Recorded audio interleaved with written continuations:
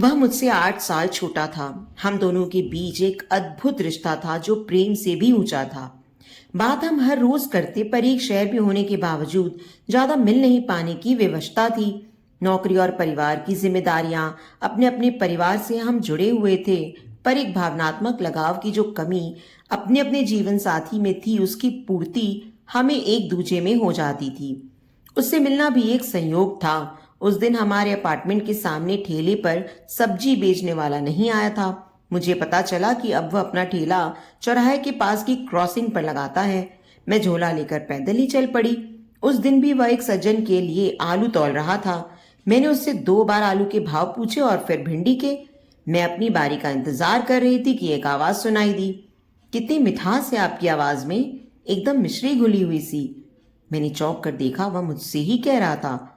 ओह हाँ, मैंने बस इतना ही कहा और सब्जी का झोला उठाकर चल पड़ी। शाम के 5 बजे थे। सौरभ के लिए नाश्ता बनाने का वक्त था। जब भी वह खेल कर आता, सूजी का हलवा खाना उसे खूब अच्छा लगता। कभी कभी तो मुझसे लिपट कर कह उठता, मम्मी यू आर ग्रेट। फिर 6:30 बजे पतिदेव के आने का समय होता। अब तो सौरभ 12वीं में चला गया था। अन्यथा छोटी कक्षाओं में उसका होमवर्क भी करवाना मेरा ही काम था।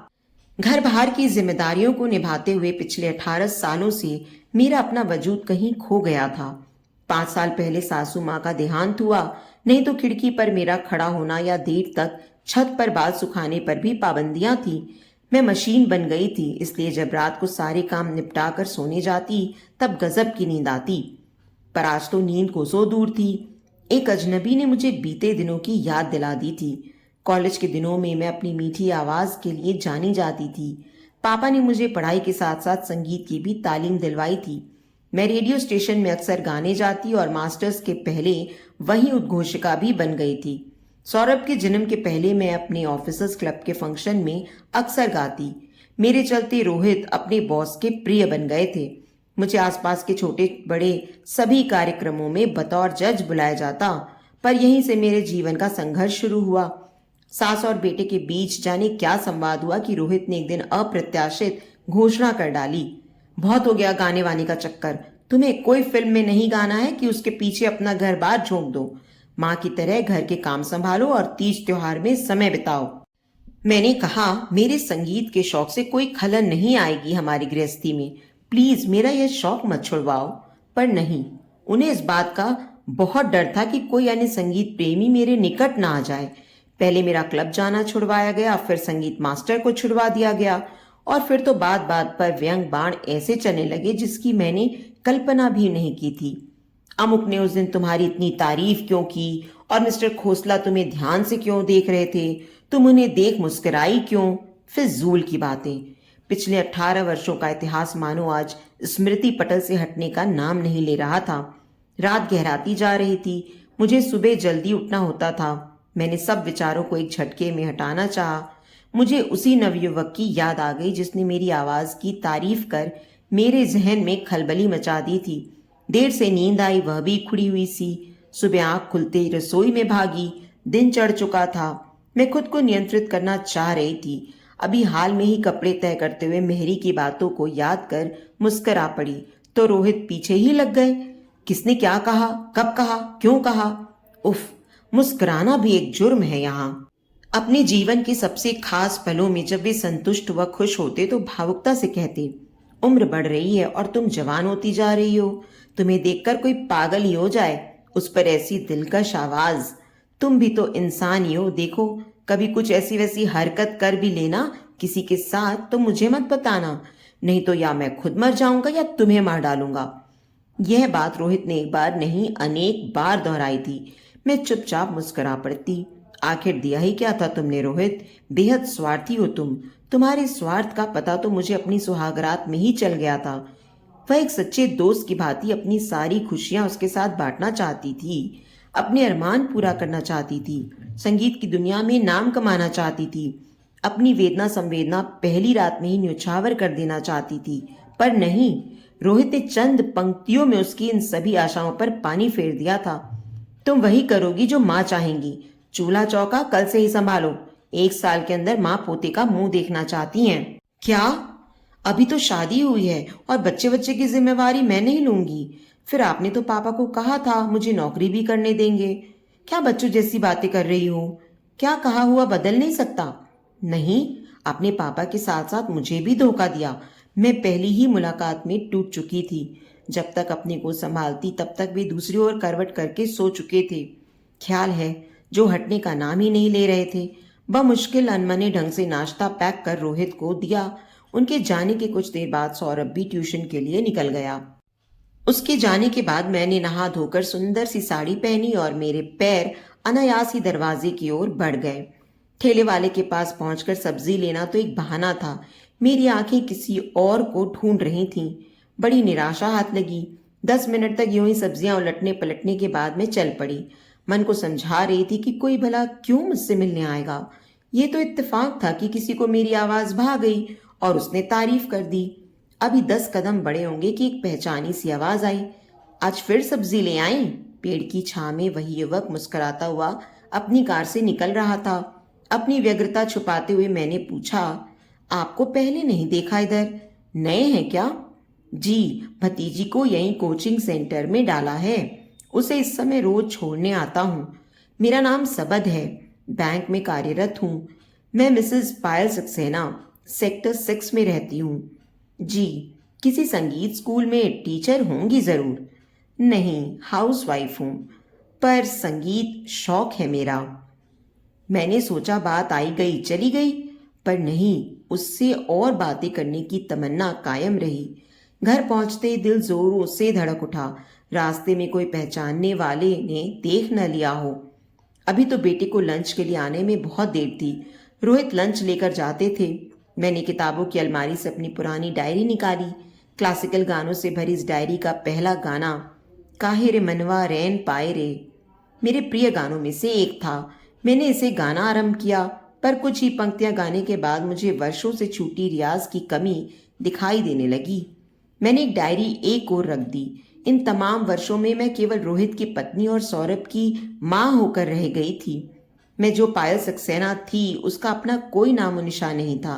इतने दिनों में मुझे पता चल गया था कि पति पत्नी केवल पति पत्नी होते हैं, एक दूसरे को देह सौंपने वाले रजिस्टर्ड व्यापारी। जब भी मैं रोहित से अपने मन की कोई इच्छा जाहिर करना चाहती, मुझे चुप करा दिया जाता। मैं इंग्लिश में एमए थी और संगीत में ग्रेजुएट। रोहित की मर्जी के खिलाफ मैं नहीं जाना चाहती थी, इसलिए रेडियो स्टेशन में कभी कोशिश नहीं की, पर स्कूल ज्वाइन करना चाहती थी। रोहित को उसमें भी ऑब्जेक्शन था। बस में कितने लोगों के साथ देह से देह टकराएगी। साथ काम करने वाले स्त्री पुरुष बेतकल्लुफी से बातें करते हैं, हंसी मजाक करते हैं। मुझे नहीं पसंद कि तुम भी करो। मैंने प्रत्युत्तर में कहा था, अपनी संस्था में तुम भी तो ऐसा करते होगे। मैंने तो इस बेतकल्लुफी से कभी परहेज नहीं किया। रोहित, अपनी सोच ऊंची रखो, शक शुबहा से दूर जिंदगी को जियो, अपनी औकात में रहो। अकल नहीं, किससे बात कर रही हो?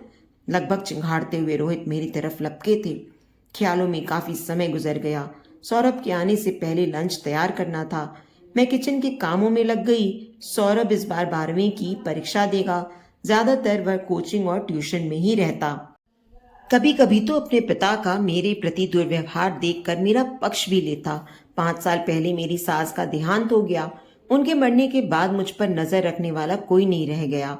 इससे हमारे झगड़े में भले ही कमी आई हो, पर रोहित के शक करने की बीमारी और बढ़ गई। समय से सौरभ घर आ गया। मैंने उससे कहा, बेटा, दिन आजकल गुजरता नहीं, तुम पापा को कहो ना मेरे लिए एक म्यूजिक टीचर का इंतजाम कर दें, या शर्मा आंटी जिनसे सीखती है मैं उनके पास ही 1 घंटा चली जाऊं। सौरभ को यह प्रस्ताव अच्छा लगा। उसने अपने पापा को रात के समय यह बात बताई। रोहित को पता चल गया कि मैंने ही उससे यह कहलवाया है। उन्होंने सिरे से बात खारिज कर दी। अब तो सुबह के सबद के ख्याल अक्सर आने लगे। सुबह गजब की फुर्ती आ गई थी। फटाफट सारे काम निपटाकर कोचिंग सेंटर की ओर जाने का मन करता। बीच में संडे आ जाने से बड़ी कोफ्त होती। उस दिन भी मैं नियत समय पर सेंटर पहुंच जाती। पूरी वीरानगी दिखी। मैं अंदर घुस गई। चपरासी मुझे देखते ही निकल आया। मैंने पूछा, आज कोई नहीं दिख रहा? मेरे प्रश्न का जवाब देते हुए कहा, 3 दिनों की छुट्टी है, पर आप सक्सेना मैडम हैं क्या? मेरे हाँ कहने पर उसने कागज पकड़ा दिया। अच्छा, तो एक साहब ने यह पुर्जा आपको देने को कहा था। वह सबद का मैसेज था। 3 दिन के लिए सेंटर बंद है। भतीजी को लेकर भैया के पास रोहतक जा रहा हूँ। आप इस नंबर पर फोन कर सकती हैं। सबद से ना मिलने की निराशा तो थी, पर उसका मोबाइल नंबर मिल जाने की खुशी भी थी। अब रोज दिन यहाँ नहीं आना होगा। फोन पर बात कर भी तसल्ली हो जाएगी। वापस लौटते हुए मैंने उसको फोन मिलाया। जी, मुझे पता था अब आपका कॉल आएगा। दिल को दिल की राह होती है ना, मैंने इसीलिए तो अपना नंबर दिया था। जी, छूटते ही मैंने पूछा, कब आएंगे? कल, लेकिन मिलूंगा परसों, क्योंकि मैं डायरेक्ट बैंक चला जाऊंगा। मुझे समझ नहीं आ रहा था कि और क्या बात करूं। उसने परसों शाम को एक दूर के मॉल में बुलाया था। घर पहुंचकर मुझे एक अजीब सी बेचैनी हो रही थी। वह मुझे इतना अच्छा क्यों लग रहा है? क्या मुझे मात्र 1-2 मुलाकात में प्यार हो सकता है, या महज एक आकर्षण? सबद साधारण कदकाठी का युवक था। यो भी रंग रूप कभी मुझे मोहित नहीं करता। आदमी की विद्वता और व्यवहार की मैं कायल थी। पहली बार जब मैं गर्भवती हुई थी तो छल से मुझे बहला फुसलाकर मेरा गर्भपात करवा दिया गया था, क्योंकि मेरे गर्भ में लड़की पल रही थी। मैंने बहुत कहा था रोहित को इस पाप से बचने के लिए, लेकिन मेरी मिन्नतों का कोई असर ना था उन पर। मेरी तबीयत उसके बाद से लगातार खराब रहती, लेकिन हर रात रोहित दैहिक तुष्टि के लिए आतुर रहते। मैं मना करती तो भी जबरदस्ती अपनी बात मनवाते। यही वह समय था जब उस अहंकारी व्यक्ति से मेरा मन पूरी तरह टूट चुका था। उसी कमजोरी में मैंने फिर कंसीव किया। मैंने ठान लिया था कि इस बार अगर फिर लड़की हुई तो मैं भाभी के पास चली जाऊंगी और सदा के लिए रोहित से अलग हो जाऊंगी। पर इस बार लड़का था। रोहित के मन की मुराद पूरी हो गई थी। मुझे अपने स्वास्थ्य का विशेष ध्यान रखना था। माँ फोन पर सीख देती कि अच्छी बात सोचना, टेंशन में नहीं रहना, इससे बच्चे का अच्छा विकास होता है। मैं खुश रहने का यत्न करती। फिर सौरभ के जन्म के बाद से उसकी परवरिश और घर गृहस्थी में व्यस्त हो गई। मॉल में हम नियत समय पर पहुंच गए। एक रेस्टोरेंट के कोने वाली सीट पर हम आमने सामने बैठ गए। उसने कॉफी का ऑर्डर किया। आज मैं सबद के परिवार के बारे में जानना चाहती थी। मैंने पूछा, आपके परिवार में कौन कौन है? पत्नी और एक 13 साल का बेटा। मेरी पत्नी और बच्चे में कोई कमी नहीं है पायल जी। शायद मैं ही उनके लायक नहीं हूँ। पत्नी के पिता बड़ी पोस्ट पर सरकारी अफसर थे। उसने पैसों के बीच जिंदगी गुजारी है, इसलिए आदमी के मनोभाव और उसके जज्बातों की कोई कीमत नहीं है उसके पास। वह चाहती है मैं रातों रात करोड़पति बन जाऊं। एक सांस में सबद ने सब कह डाला। आपने उन्हें समझाया नहीं कि पैसे से बड़ी शांत और सादगी भरी जिंदगी होती है? नहीं समझा पाया। पिछले 16 सालों में उसने मुझे निकम्मा, दरिद्र और जाहिल सिद्ध करने का कोई मौका नहीं छोड़ा। उसके साथ उसके माँ पापा भी खड़े होते हैं और मैं एक अपराधी की भांति चुपचाप बॉस की नजर में ऊंचा उठने की उनकी सलाह पर मौन अभिव्यक्ति देता रहा, पर कभी उन्हें अपना नहीं पाया। आपको उस दिन देखा तो जाने क्यों खिंचा चला आया। मैंने आहत भरे स्वर में कहा, सबद जी, मेरी माँ कहा करती थी कि लाखों करोड़ों में कोई एक ऐसा मिलता है जिसका मानो जन्म जन्म से इंतजार होता है।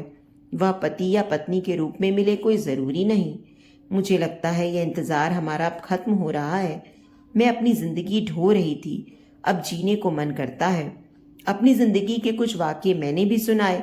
इस बीच कॉफी आ गई और जाने कब सबद ने अपने हाथों का भार मेरे हाथों में दे दिया। बहुत खुशनुमा शाम थी वह। एक दूसरे से विदा लेने को जी नहीं चाह रहा था। घर पहुंचकर मैंने अपने लिए चाय बनाई। अपने में एक नई ऊर्जा का संचार महसूस कर रही थी। माँ पुनर्जन्म में विश्वास करती थी। किसी अनजान व्यक्ति से मात्र संयोग मिल जाना, जुड़ जाना और आत्मीय बन जाना किसी पुनर्जन्म के रिश्ते को ही इंगित करता था। हम हर दिन बात करते, कभी मोबाइल पर, कभी व्हाट्सएप पर। बड़ी एहतियात से बातों को डिलीट भी कर देते। पहले बात बात पर झुंझलाने वाली मैं अब किसी बहस में शरीक नहीं होती। रोहित की बातों को अनसुना कर मस्त रहने का यत्न करती। रोहित इस परिवर्तन को महसूस कर रहे थे। वे सोचते कि मैं पूरी तरह उनकी गुलाम बन गई हूँ, इसलिए पहले जिन बातों का विरोध करती थी उन्हें भी अब मान रही हूँ। सच तो यह था, मेरा आत्मविश्वास बढ़ रहा था। मुझे किसी के दंभ उपालंब से कोई परेशानी नहीं हो रही थी। एक दिन ऑफिस से आकर रोहित ने बताया कि उनका ट्रांसफर भैरूगढ़ हो गया है। उन्हें 2 दिन के अंदर ज्वाइन करना है। पशुपेश की स्थिति में थे वे। सौरभ का 12वीं का बोर्ड था तो सौरभ के लिए कम से कम 4 महीने तो यहाँ रहना ही है। फिर जब तक उनका दाखिला किसी टेक्निकल कॉलेज में नहीं हो जाता उसे यहाँ रहना होगा। मुझ पर बेतरह शक करने वाला आदमी रात भर करवटें बदलता रहा। रात में जब भी मेरी नींद खुलती मैं उन्हें कुछ सोचते हुए पाती। सुबह उठने पर उन्होंने अप्रत्याशित घोषणा की, तुम मिसेस शर्मा के यहाँ जाकर संगीत की शिक्षा लेना आरंभ कर देना, नहीं तो बेवजह खिड़की पर खड़ी होकर इधर उधर देखती रहोगी। मेरे तो जैसे पंख लग गए। रोहित की दलील पर मन ही मन हंसी भी आ रही थी। कितना डरे हुए थे रोहित तुम। संगीत की शिक्षा लेना तुमने इसलिए स्वीकार किया ताकि मैं और कहीं नहीं जा पाऊं। इतनी छिछोरी सोच तुम ही रख सकते थे। ढेर सारी नसीहतें देने के बाद वे दूसरे दिन भैरूगढ़ के लिए रवाना हुए। सौरभ को भी मन लगाकर पढ़ने और हर दिन फोन पर बात करने की हिदायतें दी। सबद से बीच बीच में बात होती रहती। हम मिलते भी। अकेले में अपना अपना दुख सुख बतियाते हुए हम करीब भी आ गए थे। इसका अनुमान मुझे तब लगा जब एक दिन कार में बैठे हुए ही उसने मुझे अपने सीने से लगा लिया। मुझे लगा जैसे मरुस्थल में पानी वाले बादल छाने लगे हैं। मैंने बमुश्किल उससे स्वयं को अलग किया। गजब का संयम था उसमें। ऐसे ही एक अन्य मौके पर मैंने उससे पूछा था, क्या हम अपने परिवार वालों का विश्वास नहीं तोड़ रहे? कुछ सोचते हुए उसने कहा, नहीं, हम दोस्त हैं, अपने अपने परिवार के प्रति हर जिम्मेदारी को निभा रहे हैं। भौतिक सुख सुविधाएं तो हमने खूब भोगी, पर मानसिक स्तर पर अपनी जज्बातों को समझने वाला अब जाकर कोई मिला है। तुमने भी पति की हर जरूरत पूरी की और मैंने भी अपनी पत्नी की हर जरूरत पूरी की, लेकिन ना तुम्हें तुम्हारे पति ने समझा और ना मुझे मेरी पत्नी ने। सौरभ की बोर्ड परीक्षाएं आरंभ होने वाली थीं। वह सेल्फ स्टडी कर रहा था, ज्यादातर घर में ही रहता। मेरा भी बाहर जाना छूट गया था। सबद की भतीजी भी 12वीं की परीक्षा दे रही थी। रोहित को भैरूगढ़ गए हुए 2-3 महीने गुजर गए थे। वे 15-20 दिनों में एक बार आ जाते।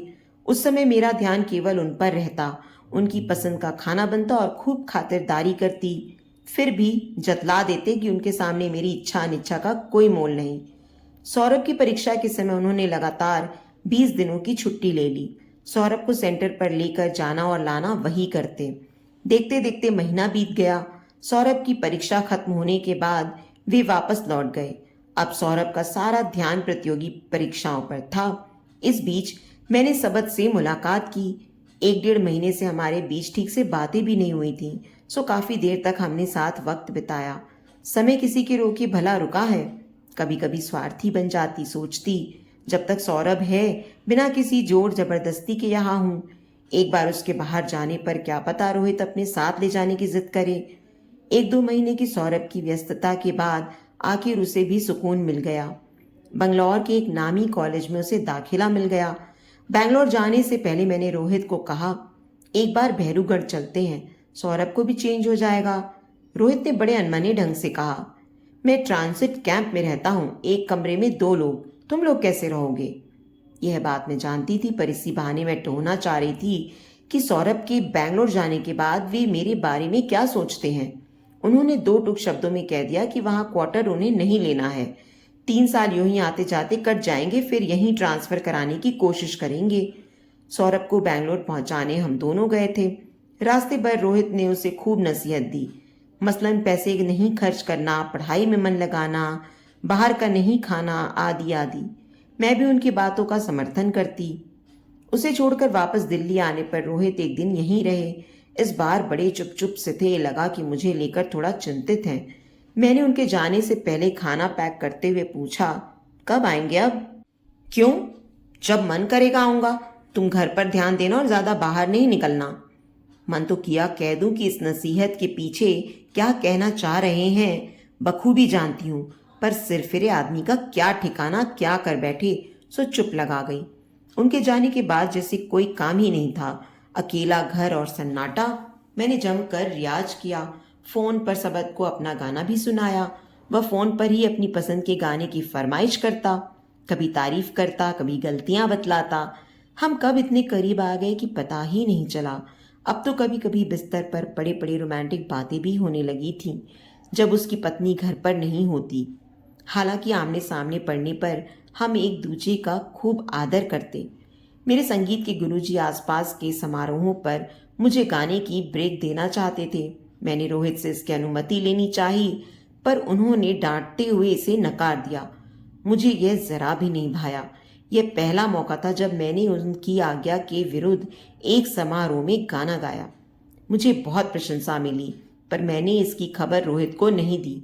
मेरे गुरु की अपनी संस्था थी जहां पर शहर में त्योहार या विशेष अवसरों पर कार्यक्रम होते। मैंने उनके साथ हर कार्यक्रम में भाग लेने की ठान ली।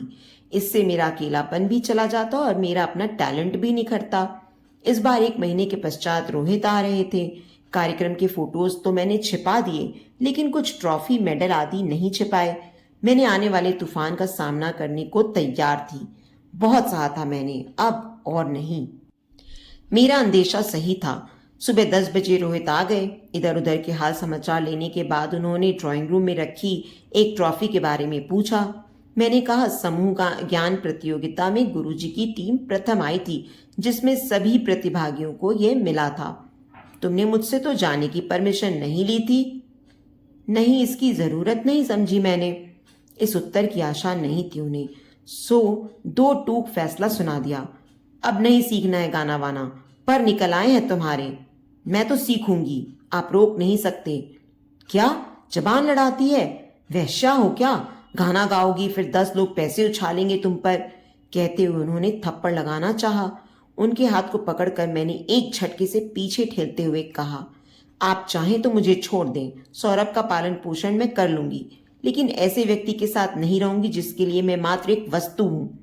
मेरे बदले हुए स्वरूप पर उन्हें बड़ा आश्चर्य हुआ। काफी देर तक बहस छिड़ी रही। अब मैं सती सावित्री बनकर सब कुछ सहने वाली नहीं थी, इसलिए चुपचाप खाना बनाकर अपनी एक सहेली के यहाँ निकल गई। वहीं से मैंने सबद को फोन मिलाया। मेरी पूरी बात सुनकर उसने कहा, वापस जाओगी तो फिर किसी तरह का हमला तो वे नहीं करेंगे ना? अगर कोई डर हो तो कहना, मैं रात कहीं और ठहरने का इंतजाम कर दूंगा। मैंने कहा, नहीं सबद, मैं उनके पास रहकर ही सिद्ध करूंगी कि मैं अपने लिए जो कर रही हूं उसे करने का पूरा हक है मुझे। फिर भी जब भी मेरी जरूरत पड़े बताना। यही दिलासा तो जीवन के हर उस मोड़ पर मुझे चाहिए था जब मेरे स्वाभिमान के साथ साथ मेरी आत्मा को कुचलने में मेरी सास और पति ने कोई कसर नहीं छोड़ी थी। उनके हर गलत फैसले को भी मैं सह जाती अगर एक बार भी रोहित ने मुझे अपनी बाहों में भरकर प्यार व ढांढस दिया होता। उस रात रोहित नहीं गए। यूं भी अपने लौटने की तिथि कभी नहीं बताते। हमने अलग अलग कमरे में रात बिताई।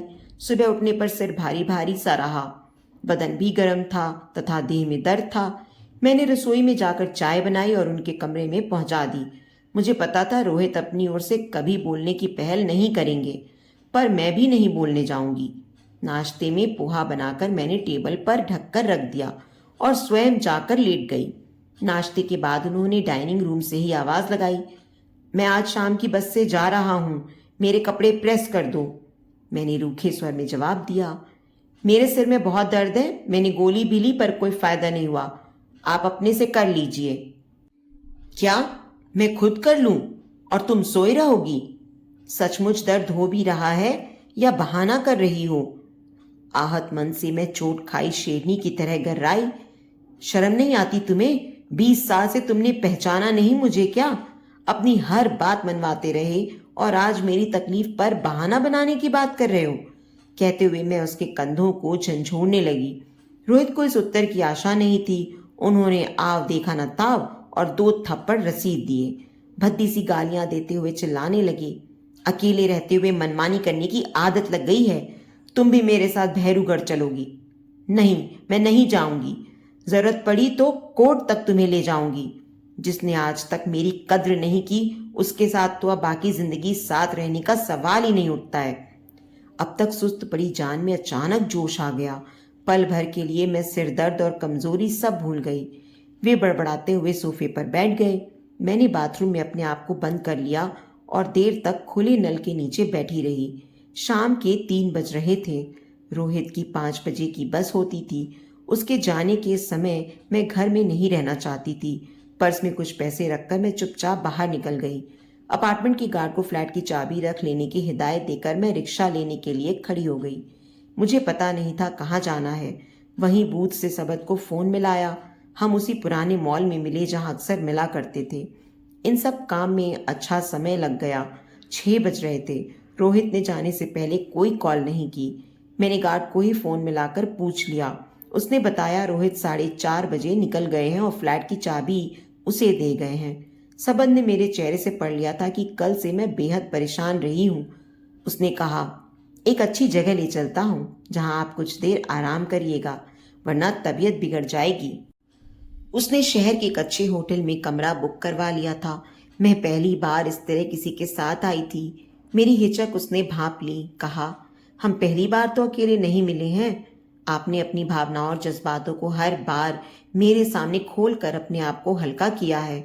बताएं ना, क्या हुआ है? क्या कहा है रोहित ने?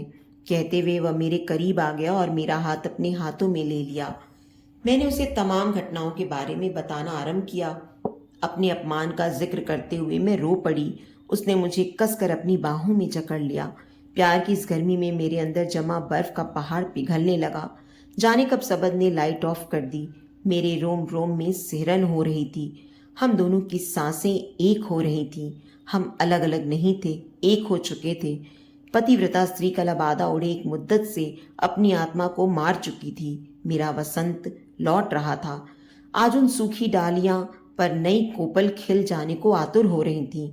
मुझे सौरभ की याद आने लगी। अनायास ही मेरे हाथ माफी मांगने की मुद्रा में जुड़ गए। रोहित का धुंधला सा चेहरा सामने आया। मुझ में कोई अपराध बोध नहीं था। मेरी इच्छा के विरुद्ध जाकर भी जब रोहित अपनी दैहिक तुष्टि कर लेते तो विजयी भाव से कहते, उम्र बढ़ने के साथ साथ तुम जवान हो रही हो। आखिर तुम भी तो इंसान हो। कभी किसी के साथ ऐसी वैसी हरकत कर भी लेना तो मुझे ना बताना। देखा रोहित, अहम के बोझ तले क्या बोल जाते थे, तुम्हें पता ही नहीं चलता था। तुम्हारी बात आज भी मान रही हूं, कभी नहीं बताऊंगी तुम्हें। बाहों की जकड़न कम हुई तो देखा सबद भी गहरी निद्रा में डूब चुका था। लगता था बरसों से वह भी इस सुख की तलाश में था। तो दोस्तों, उम्मीद करती हूँ कि आज की हमारी ये कहानी आपको दिल से छू गई होगी। अगर इस कहानी ने आपके दिल में कोई कोना जगाया हो तो प्लीज़ इस वीडियो को लाइक करें और इसे अपने दोस्तों के साथ शेयर भी करें। अगर आप हमारे चैनल पर नए हैं तो इसे सब्सक्राइब करना बिल्कुल ना भूलें। और हाँ, नोटिफिकेशन बेल को भी ज़रूर दबाएं ताकि हमारी अगली कहानी का अपडेट सबसे पहले आपको मिले। आपके प्यार और समर्थन का हमेशा इंतज़ार रहेगा।